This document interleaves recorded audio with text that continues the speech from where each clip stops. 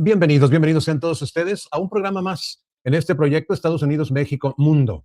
Soy David Parra Luna, titular de este espacio y siempre dándole gracias por sintonizar y pidiéndole que si considera que estos programas valen la pena, le pediríamos que los comparta para que aparezcan en su muro en Facebook y en YouTube. Estamos como Estados Unidos, México, Mundo, Estados Unidos abreviado EEUU. Seguimos con el repaso de 2500 años de historia, siglo por siglo. Estamos en el siglo XX, estamos abarcando la Guerra Fría. En este caso, la Guerra Fría llega al África. Hablaremos de varios temas importantísimos, no sin antes seguir agradeciendo a Diana Uribe, de quien aprendemos sobre estos temas, quien tiene también un canal en YouTube. Increíble, increíble. Se los recomendamos que lo busquen, Diana Uribe.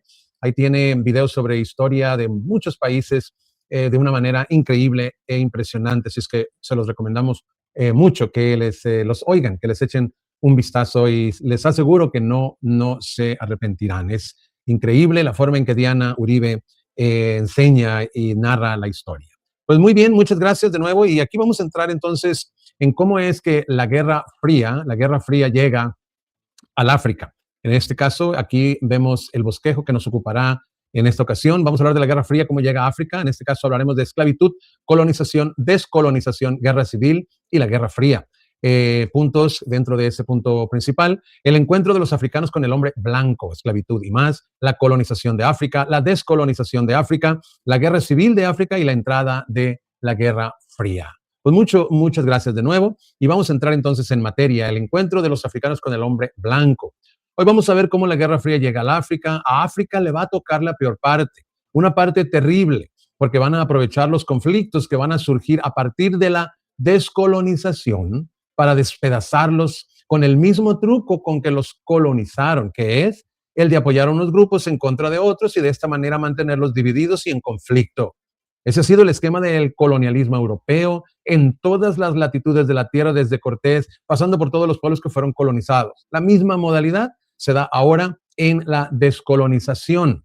África tenía unos reinos muy importantes hacia el siglo X, siglo XII, reinos fundamentales: el reino de Benín, el reino Yoruba, el gran reino de Zimbabue, el reino de Malí también llegó a ser una cultura fundamental. Estos reinos, con sus civilizaciones, con su música, con su pensamiento religioso complejo, eran reinos que no tenían trazos en la piedra.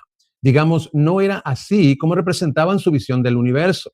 Esto va a ser que cuando entren en contacto con los blancos, no se considere que su cultura es una civilización tan importante como la de cualquier otro pueblo de la tierra, porque no la representaban de la misma manera. Entre otras cosas, porque en la selva y en las diferentes geografías africanas era mucho más difícil preservarlas a través de la piedra y de los monumentos que los europeos consideraban parte de la civilización. África va a tener sus reinos antiguos, su florecimiento y su esplendor, y va a encontrarse con una serie de hecatombes en las que los diferentes órdenes históricos le van a dar fuerzas de desintegración, la van a partir, digamos. Los órdenes de la historia van a llevarla a una situación crítica. El primer gran conflicto que van a enfrentar los africanos, más allá de todo aquello que en sus cosmovisiones y en sus historias alguna vez tengan antecedente, va a ser el encuentro con los europeos y el capítulo de la esclavitud. En África ya había esclavitud, pero era una esclavitud tribal que se producía cuando un pueblo perdía la guerra y al perder la guerra se convertía en esclavo del otro. Eso también pasaba en los griegos y en los romanos y pasó en toda la antigüedad. Este tipo de esclavitud era una esclavitud o por la derrota de un conflicto o por deudas. Quien no podía pagar una deuda se volvió esclavo del otro. Este tipo de esclavitud que tenían los africanos no tenía nada que ver ni con raza, ni con procedencia, ni con la etnia de ningún pueblo, ni era eterno, ni era para siempre. Estas características van a ser particulares del concepto de esclavitud que van a desarrollar los europeos. Cuando se encuentren con los europeos y los europeos les vayan a pedir esclavos, ellos les venden los esclavos que tienen, como lo habían hecho durante milenios y como lo hicieron en tiempos de los árabes, que a través de Zanzíbar llegaron también a montar un comercio de esclavos enorme. Pero los europeos tienen una diferencia fundamental contra cualquier otro tipo de esclavitud que se hubiera dado antes, y es que es una esclavitud contra todo el continente, contra una raza. Los africanos les dan los esclavos de sus tribus, pero cuando se los dan, logran que se monte la ruta. Y una vez montada, cuando se acaban los esclavos de las tribus, van a venir por los jefes de las tribus, lo cual nunca había sucedido antes. Así se monta la ruta y una vez montada, ya no había marcha atrás. La esclavitud empieza cuando en un principio van a comerciar todos los magníficos productos del África Occidental, todas sus riquezas, y van a comerciar el marfil y las maderas preciosas y más. Pero en el momento en que en América la población indígena sufre la hecatombe del agotamiento y no sirve para el propósito de explotación permanente que los europeos necesitaban para sus materias primas y para sus proyectos de desarrollo colonial, van a empezar a llevar esclavos de África a América. Al hacer esto, las mercancías de los africanos dejan de ser el punto de contacto con los europeos para convertirse los africanos mismos como seres humanos en mercancía. En este momento se vuelven objeto, seres humanos convertidos en objeto para formar parte de un lucro, de una cadena de lucro gigantesca que va a durar 300 años. Esta es la primera vez que se plantea, aunque la esclavitud haya existido en muchas culturas durante muchos milenios y en muchos pueblos, pero esto es un fenómeno nuevo. Cuando los europeos entran a montar el comercio de esclavos, ya no son las maderas ni los marfiles, sino las personas, las comunidades, los individuos, los sujetos, los que se van a convertir en objeto de lucro de los europeos. Al entrar al comercio de esclavos, hay tribus que aceptan formar parte del comercio de esclavos y venderles sus esclavos y otras que no. Los Benin jamás aceptaron entrar en el comercio de esclavos porque les parecía que eso no era provechoso para ellos en ningún sentido, aunque fuera económicamente rentable. Los Yoruba sí entraron en el comercio de esclavos. El solo hecho de que unos entren en el comercio de esclavos y otros no, ya divide a las naciones africanas, las tribus africanas profundamente. Ahí de entrada ya hay un problema. Pero además del problema es que los pueblos que entran en el comercio de esclavos van a ser completamente desangrados por este comercio, porque cada uno de los esclavos, para que un esclavo saludable de buen precio, como se consideraba en el oprobio de la época, vaya a ser llevado a los puertos de Virginia o los puertos de Salvador de Bahía o de Cartagena, para que eso sucediera, por lo menos 10 personas de cada aldea morían por cada esclavo saludable que se sacaba de ahí. De esos esclavos se iban en lo que llamaban cargas. Hay que tener mucho cuidado con el lenguaje, porque el lenguaje es oprobioso en sí mismo cuando se les habla de mercancía, de carga. Todo esto es la manera de desvestir a un ser humano de su dignidad y convertirlo en objeto. Más de una tercera parte de la población muere durante la travesía y a esto se le llamaba una carga, un costo que estaban dispuestos a afrontar, un costo de transporte, que la mitad o una tercera parte podían morir en el camino y eso era parte de lo que se tenía presupuestado. Cuando lleguen a América van a ser vendidos como esclavos, separados de sus familias, van a ser vendidos a las plantaciones y van a ser disgregados de su cultura. Esto es un cataclismo. El cataclismo que supone la esclavitud para África es del mismo tamaño del genocidio indígena para América. De la misma manera que nosotros quedamos desvertebrados por toda la tragedia del genocidio indígena que supuso la colonización de nuestras tierras, los africanos quedan desvertebrados por el tráfico de esclavos. Lo que pasa es que la historia de ellos se puede rastrear, por difícil que sea. Hay elementos musicales y elementos raizales que aún se pueden rastrear a pesar de las dificultades. Con la nuestra es más difícil, porque hubo pueblos enteros que desaparecieron sin que podamos reconstruir nuestro vínculo con el pasado en la proporción y en la dimensión en que hubiéramos necesitado para tener raíces históricas. Los dos continentes van a quedar totalmente disgregados y fragmentados por el comercio de los esclavos, los africanos, y por el genocidio indígena, los americanos. Entonces, ¿qué pasa después? ¿Qué pasa después? Son 3 siglos de esclavitud y cuando termina el comercio de esclavos, estamos apenas a tiempo para el colonialismo. Salimos de Guatemala para entrar en Guatepeor, porque se liberan los esclavos, sí, efectivamente, y viene todo el proceso para la liberación de los esclavos en el mundo entero. Pero en este momento es cuando los europeos están preparados para una nueva etapa colonial. Habíamos hablado de una primera etapa colonial que es la de Portugal y la de España. Cuando la etapa colonial de los españoles termina en 1830, en todo el continente americano empieza la etapa colonial de los ingleses y de los franceses. Los portugueses la han mantenido particularmente en África durante mucho tiempo y la mantendrán mucho tiempo más. Y ahí también es cuando se va a convertir Alemania en un estado nacional y va a querer territorios en África. Hay un momento en el siglo XIX en que Europa vuelca sus intereses sobre África porque las materias primas que se consiguen ahí resultan fundamentales para los procesos de industrialización de los países coloniales europeos. En ese momento se van a repartir el África en la conferencia de Berlín entre la escuadra y la espada, como cualquier lote que se vende sobre planos, cualquier edificio que se vende sobre planos.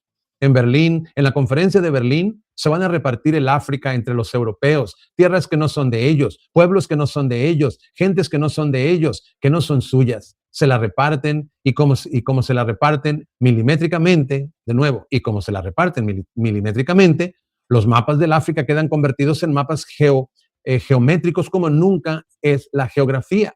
Por eso son cuadrados o rectangulares, porque esto es, mire, a mí me hace falta un laguito. Yo quiero laguito, listo, laguito para usted. ¿Y usted qué quiere? Yo montaña, listo, hagámosle montaña para usted. A mí me falta una selvita, echémosle selva. Esto es con escuadra y con espada. Cuando acuerdan los africanos, están totalmente repartidos por decisiones que se tomaron al otro lado del mar, por gente que ellos no conocieron y donde se trazó su destino. En ese momento, el reparto arbitrario del mapa africano ha determinado un nuevo capítulo de adversidad en su destino. Entra el colonialismo, entra dividiendo, hace varias cosas. Primero, divide y triunfarás. Luego, se apoya sobre unos grupos para entrar en conflicto con otros. Toma los conflictos que hay entre las tribus africanas, respalda unos en detrimento de otros. Eso pone a todos los pueblos en punta, como los puso, podríamos decir, en pugna, como los puso durante la época de la esclavitud. Segundo, trazan fronteras que no tienen nada que ver con la raíz y con la cultura africana, fronteras en donde gente de una misma tribu quedó rota en dos países o fronteras en donde tribus enemigas quedaron en una misma geografía. Los africanos tienen una organización social y política que es tribal, lo cual quiere decir que una tribu es una nación, una tribu es un universo, un mundo, una cosmovisión, es una religión, una organización política, es un todo lo que tiene que ver con una nación. Por lo tanto, si hay países como Zambia que tiene 72 tribus, hay 72 naciones en Zambia. Así de simple. El concepto de Estado nacional es un concepto europeo que no opera en la cultura tribal africana. Entonces, si los van a dividir de acuerdo con las posesiones europeas, estas divisiones alteran por completo las relaciones culturales y políticas de los pueblos africanos porque las someten a regímenes que les son completamente ajenos, completamente extraños. Entonces, los límites van a ser totalmente arbitrarios porque son a Pinochito y a escuadra. Lo mismo que los límites del Medio Oriente cuando se crean las naciones árabes, lo mismo que los límites de los Balcanes cuando las potencias empiezan a dividirse las zonas de la antigua Yugoslavia, de todo lo que será en el futuro Yugoslavia. Entonces, cuando se producen este tipo de repartos, hay una serie de conflictos que quedan planteados de una vez. O sea, el solo mapa dibuja una futura guerra por la manera como lo estructuró. Viene el colonialismo africano en África, con toda la carga de prejuicio que la esclavitud dejó con respecto a las comunidades negras en el mundo. El colonialismo en sí mismo es un régimen que discrimina, desprecia y subvalora a todos aquellos que someten, porque detrás de eso tiene el eurocentrismo europeo, la convicción de que hay un pueblo que es la civilización, cuyo conocimiento sí es válido, y otros pueblos que son la barbarie, y que colonizarlos significa llevarles un grado de civilización que los hará más próximos a un ideal. Eso es el eurocentrismo. Por eso es que los europeos tienen religión y los otros tienen mitología. Los europeos tienen medicina y los otros tienen superstición. Los europeos tienen lo que en los europeos es ciencia, en los otros es magia. Esa misma categoría que los hace a unos mágicos, mitológicos, es una manera de decir que su conocimiento no es válido. Es así de simple. Entonces, esto va llevando no solamente la carga colonial, que de suyo es muy complicada, sino la carga del prejuicio que se ha acumulado durante los 300 años, porque hay un patrón humano y que ha sido muy practicado en Occidente, que es sumamente complicado y es convertir en víctimas, en villanos a los que han sido sus víctimas. Como usted va a hacer un tráfico humano de semejantes proporciones y una maldad tan grande, tiene que justificar su maldad atribuyéndole a las víctimas una cantidad de fatalidades que haga que se justifique el trato que se les haga a ellos. Esto pasa con todos los pueblos. Todos los pueblos que han sido asesinados terminan saliendo a deber. En ese momento los africanos entran en el esquema colonial y el esquema colonial convierte a África en una despensa.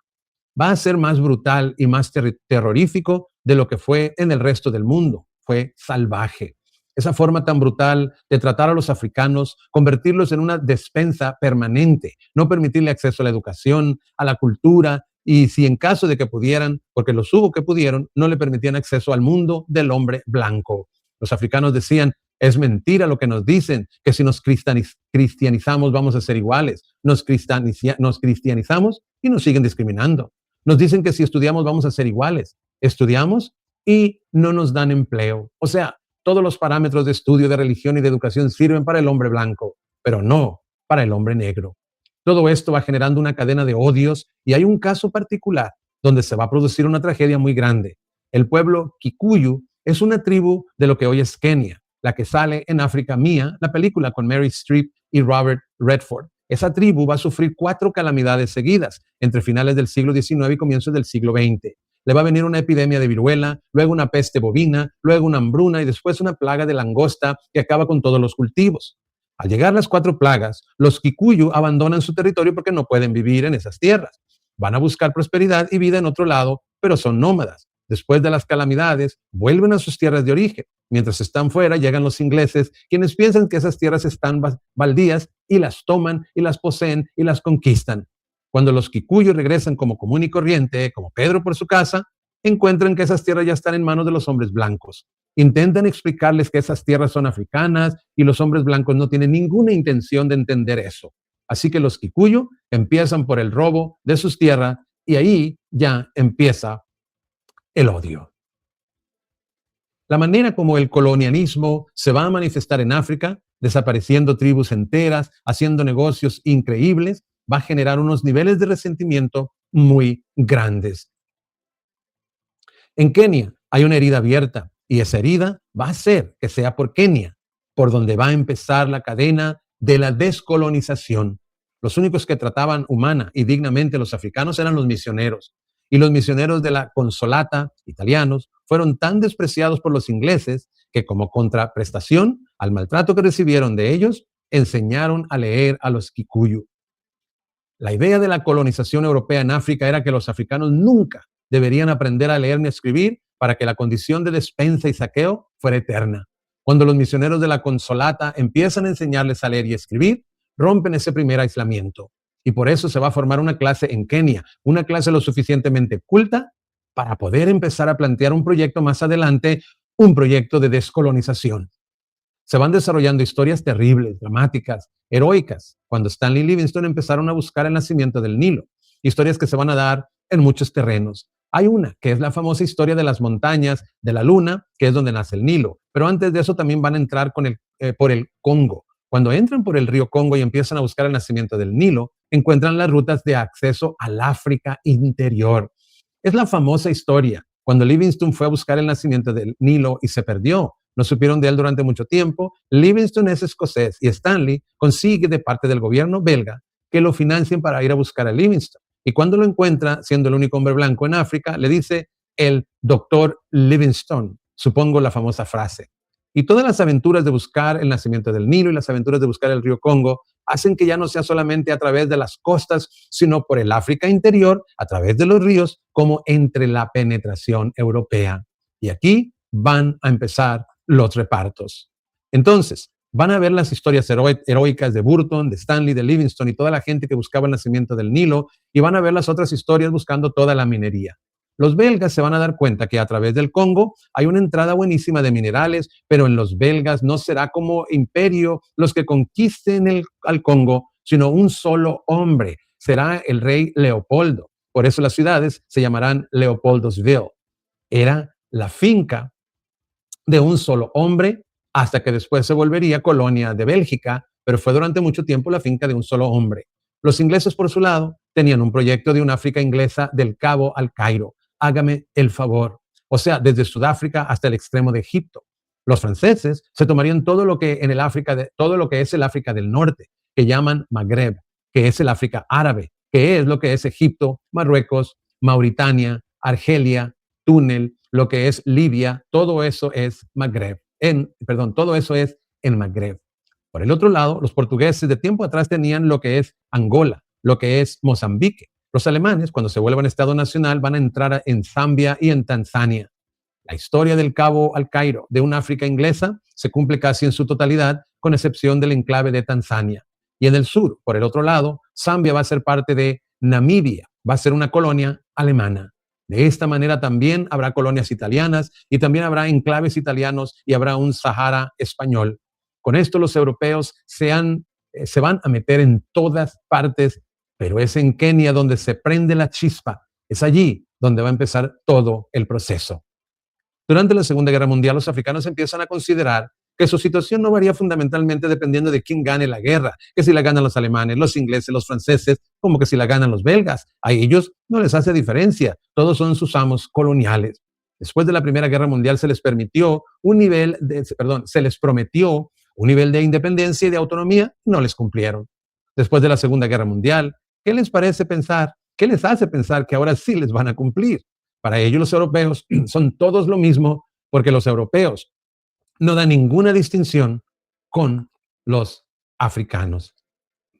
Entonces, los africanos van a utilizar la Segunda Guerra Mundial como plataforma para planear su lucha de descolonización. Y eso es lo que van a hacer, y por eso es la famosa frase que hemos dicho muchas veces: el amo blanco se va, pero no de Tanzania, ni de Uganda, ni de Kenia, ni del Congo. El amo blanco se va de África. Así que la Segunda Guerra Mundial es el laboratorio. Inmediatamente después, en la posguerra, se va a convertir en el escenario de la descolonización africana. O sea que en la posguerra, a partir de los 1950s y 1960s, África va a vivir lo que América Latina vivió en la primera de 2, 3 décadas del siglo XIX. El mismo proceso que nosotros tuvimos en 1810, 1815, 1830, lo que fue el 20 de julio, el 7 de agosto, la batalla de Boyacá, Pichincha, Carabobo, lo que va a ser Bolivia y San Martín, lo mismo que va a ser O'Higgins y Artigas, lo mismo que van a hacer los africanos, lo mismo van a hacer los africanos en África, pero un siglo después. Es exactamente lo mismo, es un proceso de descolonización. Este proceso de descolonización va a estar rodeado de un margen de furia producto de los genocidios, los desprecios y el empobrecimiento a los que ellos se han visto sometidos por el grado de rigor y barbarie con que fueron tratados. Esto va a tener unos ribetes de odio muy, muy pronunciados. Y esto, entre otras cosas, porque quienes van a transmitir estas historias, pues son los medios de quien vamos a saber de la descolonización. Son los medios de quien vamos a saber de la descolonización. La FR Press, la BBC. O sea, vamos a conocer la descolonización por manos de aquellos de quienes se descolonizaron. Son ellos los que van a transmitir esas historias. Vamos a conocer la descolonización por manos de aquellos de quienes se descolonizaron. Por eso es que los artífices de la independencia africana aparecen como bárbaros y no como hombres que buscaban la independencia de su pueblo, lo mismo que la buscaron los americanos y lo mismo que la buscaron los europeos cuando Napoleón los tenía invadidos a todos. Exactamente lo mismo. Lo que pasa es que como se descolonizan desde ellos, entonces quedan teñidos de una sombra de barbarie, como si nadie nunca antes lo hubiera hecho, y como si la barbarie fuera natural a los procesos africanos y no un hecho al cual quedaron conducidos por las arbitrariedades de la historia. Entonces, esto está listo, o sea, ya está planteada, ya terminó la Segunda Guerra Mundial. Ellos ya vieron cómo el hombre blanco pelea, que muere fácilmente porque en África no los dejan ni oler un rifle, pero los van a entrenar. En la Primera Guerra Mundial los llevaron a todos a pelear contra los ingleses y contra los alemanes, y en la Segunda los van a llevar. Pero por eso es que las guerras son mundiales, porque incluían una gran cantidad de población africana, siendo un conflicto europeo donde los africanos no tenían ni arte, ni parte, ni pintaban. ¿Qué les importaba a ellos ese conflicto tan grandote? Como no fuera una enseñanza para su propio proceso en el futuro. Entonces, después de las 2 guerras mundiales, las cuales están servidas sobre la mesa, falta el detonante. Y el detonante es la manera como en Kenia se va a dar un proceso de organización y un juramento de cómo empezar a sacar a los ingleses de allá. Había dos tipos de organización dentro del mundo keniano, los que trabajaban en las casas y los que trabajaban en el bosque. Los pueblos Kikuyu, los pueblos Kikuyu son pueblos bosquimanos. Su naturaleza es la guerra y la selva, el bosque. Entonces, esto era un llamado para que la gente de las casas saliera hacia la selva, hacia los bosques. Ese llamado se decía de una manera que es Uma Uma, que significa libertad.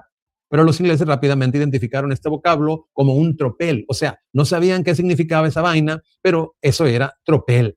Entonces, para evitar que los ingleses identificaran de qué se trataba lo que estaban ellos convocando, cambiaron el orden a las letras y ya no decían Uma Uma, sino Mau Mau.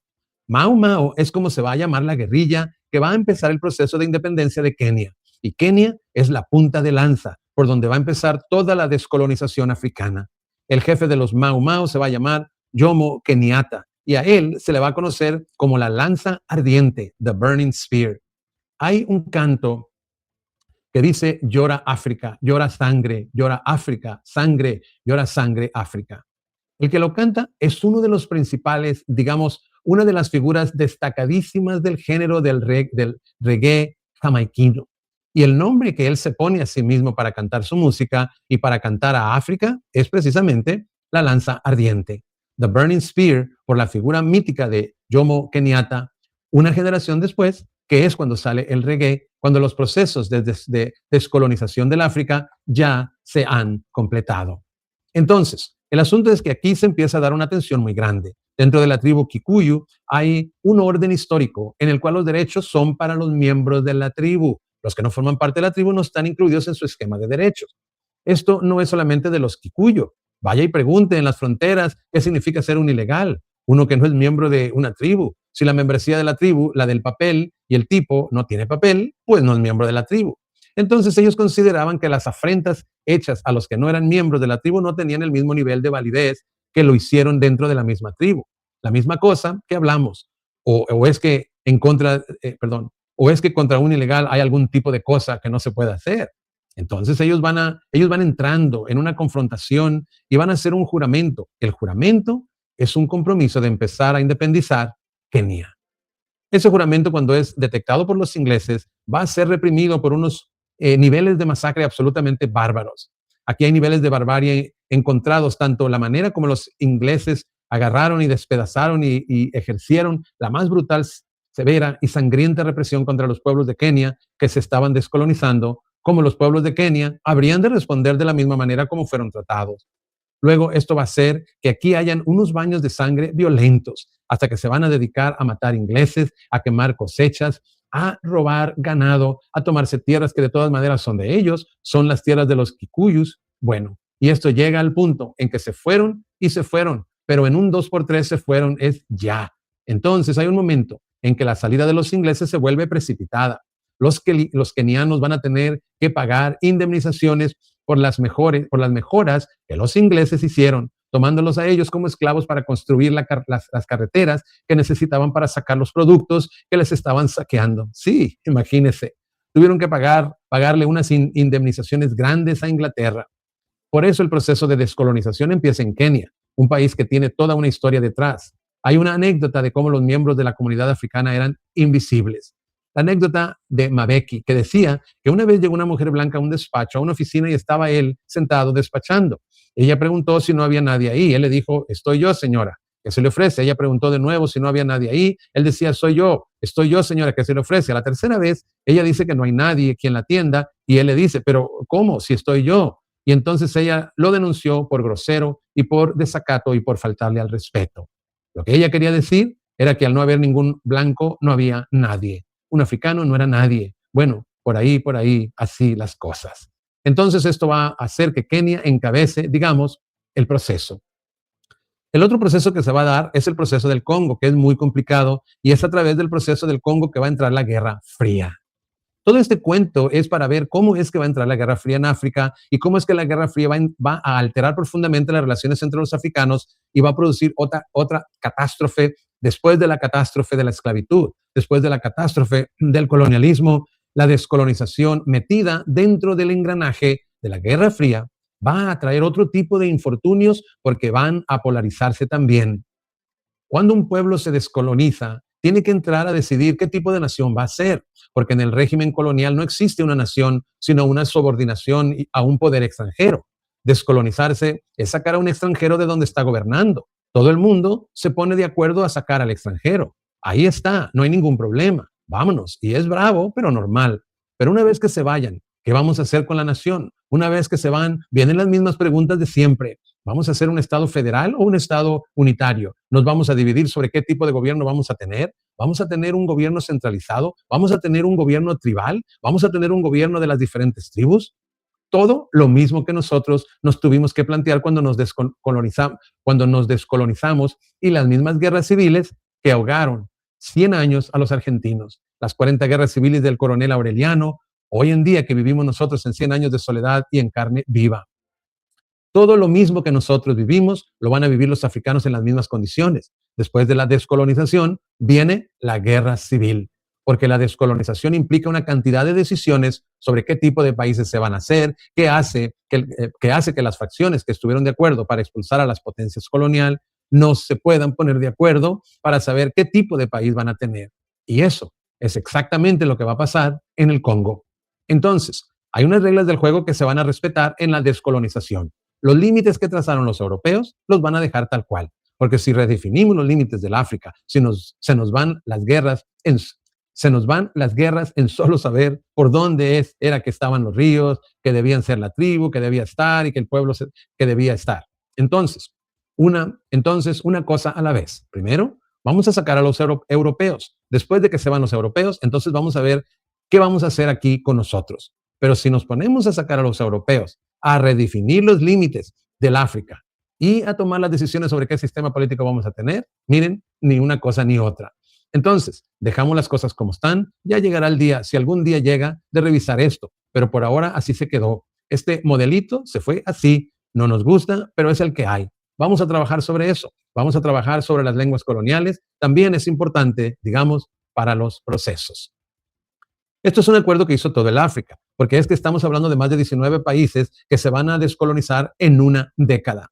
Tanto que los señores que hacían los atlas geográficos pararon la producción de atlas en el mundo hasta que se acabara la descolonización africana para ver cómo acomodo la silla, porque esto se volvió una cosa que todos los días cambiaba de conformación. Lo mismo que cuando cae la Unión Soviética, cuando vaya a caer y la Yugoslavia, que el mapa de Europa también en minutos aparecen un montón de países y de repúblicas que se están independizando a cada media hora. Bueno, lo mismo pasa en términos geográficos, pero vamos a dejar esto como está. Entonces, si lo vamos a dejar como está, es que lo dejamos como está. O todos en la cama o todos en el suelo. Pero resulta que en el momento en que se independiza el Congo, la provincia de Katanga, que es la provincia que tiene la mayor riqueza mineral, se quiere independizar porque considera que ella puede sostenerse sola, porque ahí están las mayores de las riquezas. Katanga primero, Kasai después. Pero es que Katanga tiene los minerales y Kasai los diamantes. Y el Congo no puede existir sin la riqueza de Katanga ni la riqueza de Kasai.